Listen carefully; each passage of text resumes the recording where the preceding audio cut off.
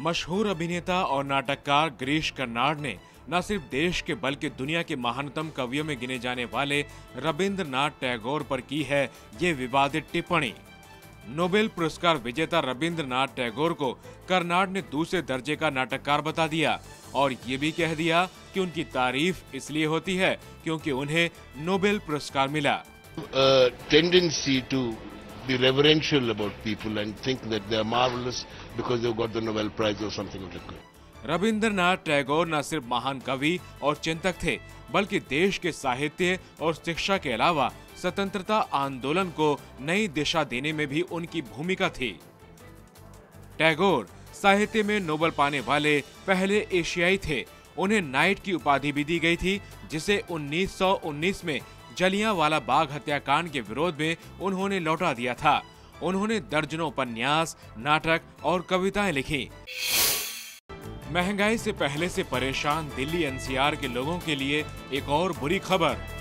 DND flyway पर यात्रा महंगी हो गई है। दिल्ली नोएडा डायरेक्ट फ्लाईवे पर लोगों को अब ज्यादा टोल चुकाना पड़ रहा है। अगर आप कार से यात्रा करते हैं तो अब आपको 3 रुपए ज्यादा चुकाने होंगे, यानी 22 की जगह 25 रुपए देने होंगे। वहीं बाइक के लिए 1 रुपए ज्यादा देना होगा। बाइक के लिए टोल 11 रुपए से बढ़ाकर 12 रुपए कर दिया गया है। इसके अलावा व्यावसायिक वाहनों के लिए भी टोल बढ़ गया है, लेकिन डीएनडी को चलाने वाली कंपनी नोएडा टोल ब्रिज इस बढ़ोतरी को जायज ठहरा रही है। बैडमिंटन कोच पुलेला गोपीचंद पर आरोप लगने के बाद बैडमिंटन स्टार ज्वाला गुट्टा भी इस विवाद में कूद पड़ी हैं। ज्वाला का कहना है कि पूरे सिस्टम को बदलने की जरूरत है। ज्वाला का मानना है कि खेल और राजनीति को अलग रखना चाहिए। He is the chief national coach. He is the selector. Obviously, a lot of people will think that yes, let's join the academy because he is there.